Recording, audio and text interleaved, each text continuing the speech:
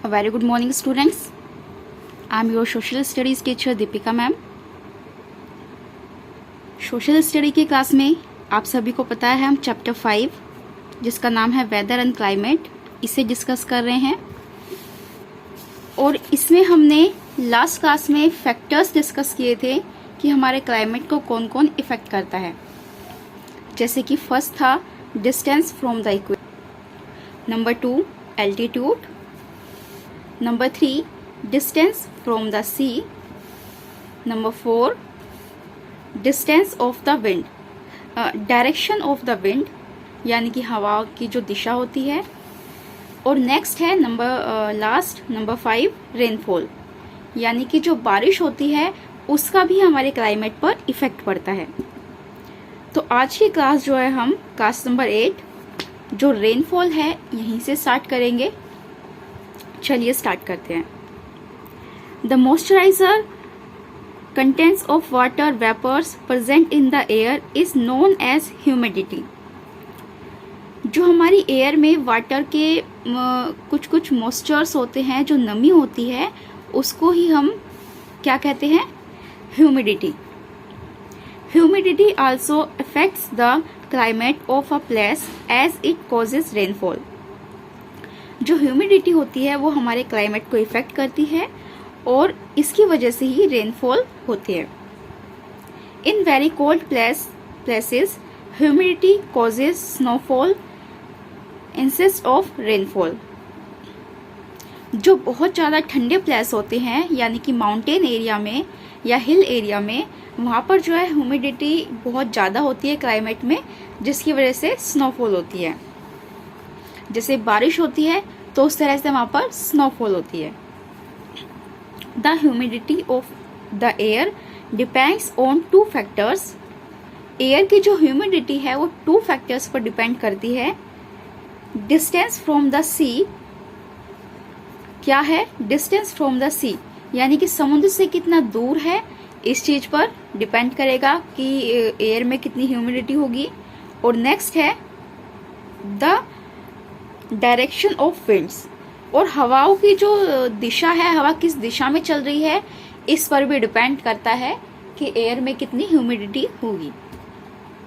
The coastal areas are most humid.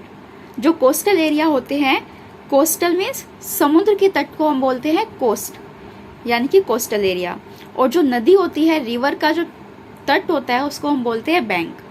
तो ये difference हमेशा याद रखिएगा। कोस्ट वर्ड आया है यानी कि समुद्र या ओशन, इन सब का जो कोस्ट होगा, तट होगा, उसको बोलेंगे कोस्ट। और जो नदी होती है उसके किनारे को बोलते हैं बैंक। तो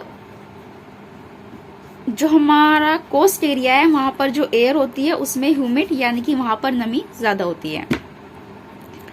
नेक्स्ट जो हमारा टॉपिक है वो है क्लाइमेट जोन।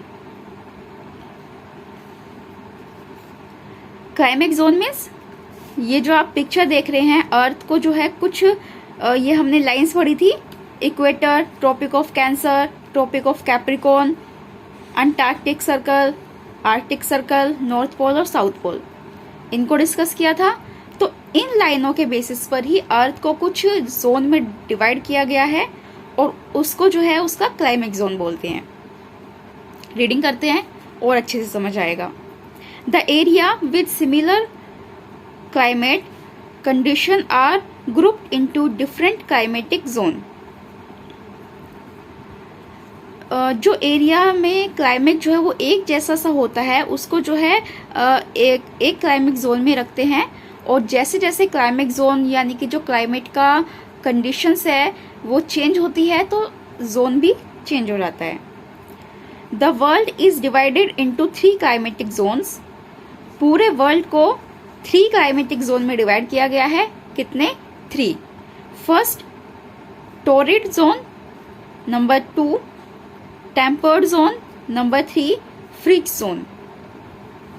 तो ये हमारे 3 जोन्स हैं जिसमें अर्थ को डिवाइड किया गया है। These zones are also known as heat zones. और इन जोन को जो है हम हीट जोन के नाम से भी जानते हैं, यानी कि इसका क्लाइमेट जोन का अदर नेम क्या होगा? Heat zones. तो फर्स्ट जो हमारा टॉपिक है इसका, torrid zones. The torrid zones extend from the tropic of Cancer to the tropic of Capricorn. जो हमारा ये जोन है ये ट्रॉपिक ऑफ कैंसर से लेकर ट्रॉपिक ऑफ कैप्रिकॉर्न यानी कि 23 1.5 नॉर्थ से 23 1.5 साउथ तक ये पूरा फैला हुआ है। जो आप ये ग्रीन एरिया देख रहे हैं ये पूरा क्या है? Torrid zone.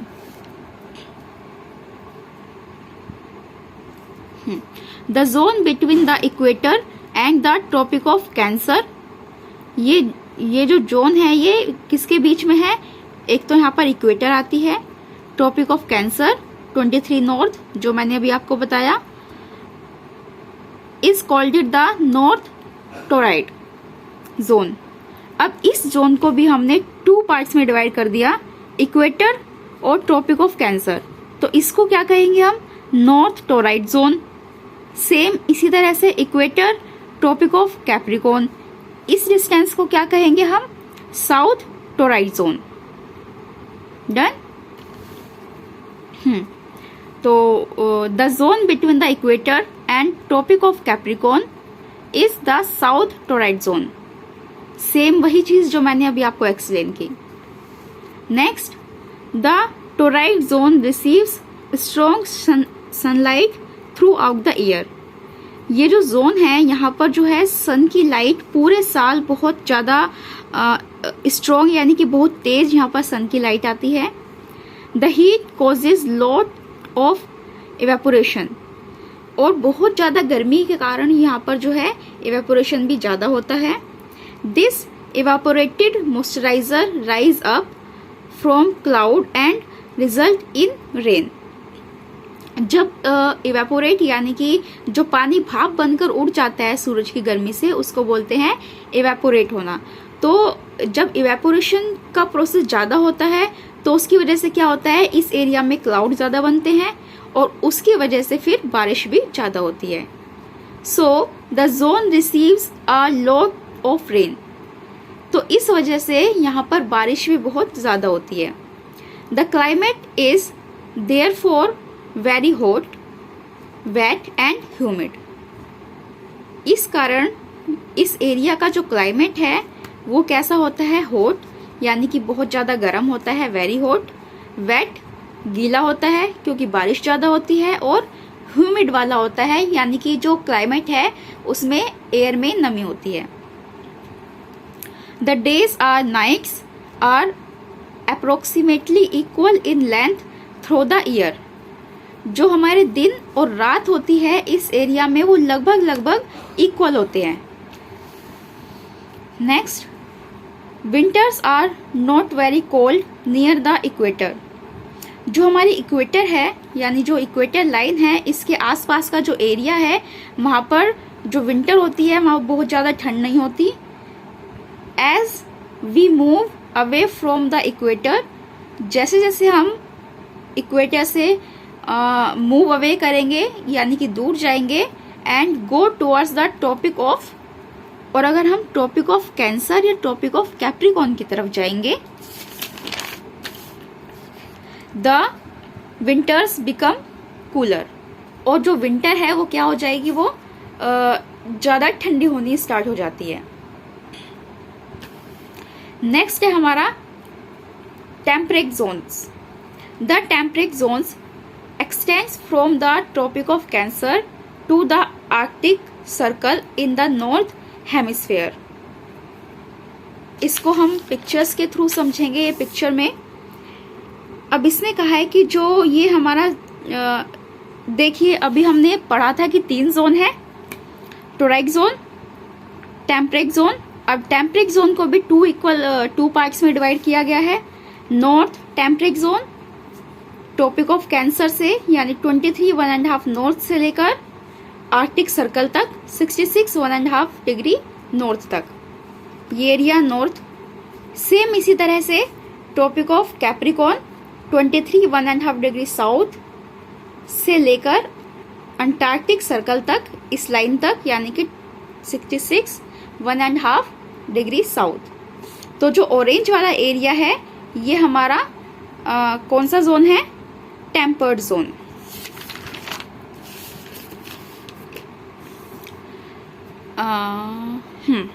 तो ये जो हमारा ये जोन है कहाँ से कहाँ तक?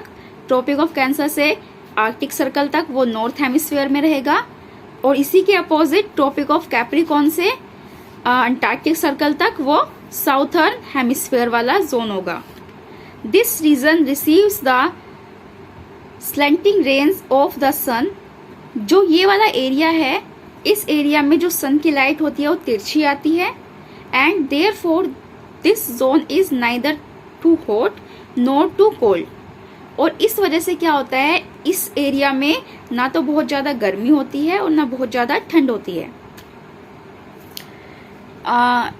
थोड़ी सी वीडियो लेंथी हो जाएगी, थोड़ा सा ही बचा है, इसको भी अभी कंप्लीट कर देते हैं। नंबर 3 है फ्रीज्ड जोन्स। फ्रीज्ड जोन्स भी हमारे 2 पार्ट्स में है। डायग्राम से समझ लीजिए पहले। नॉर्थ एरिया में आर्कटिक सर्कल से नॉर्थ पोल तक ये जो एरिया होगा ये कौन सा कहलाएगा? फ्रीज जोन, नॉर्थ वाला। सेम साउथ हेमिस्फीयर में अंटार्कटिक सर्कल से नॉर्थ पोल के बीच का जो एरिया होगा ये भी कौन सा कहलाएगा? South freezed zone. क्लियर? अब रीडिंग करते हैं। The area laying between the Arctic circle and the northern pole and between the Antarctic circle and the southern pole are far away from the equator। जो ये area मैंने अभी आपको show किया ये क्या है? आर्कटिक सर्कल और नॉर्थ पोल के बीच का एरिया। इसी तरह से साउथ में अंटार्कटिक सर्कल और साउथ पोल के बीच का एरिया जो है इक्वेटर से बहुत ज्यादा दूर है। They receives very slanting rays of the sun. तो इस एरिया में जो सन की रेज है वो बहुत ही ज्यादा तिरछी होती है, बहुत ज्यादा तिरछी। And are therefore very cold. इस वजह से इस एरिया में बहुत ज्यादा ठंड होती है। These are called the freezed zones. और इनको जो है फ्रीज्ड जोन कहा जाता है। फाइल फैक्ट सेम, आपको क्या करना है, खुद से इसको पढ़ना है, समझना है। नहीं समझ आएगा तो ऑनलाइन क्लास में डिस्कस करेंगे।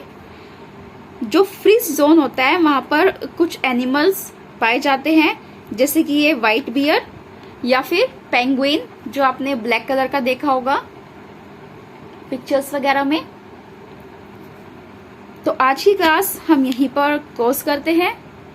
नेक्स्ट क्लास में हम जो है क्वेश्चन आंसर और बुकवर्क डिस्कस कर लेंगे। आज के लिए thank you. Have a nice day.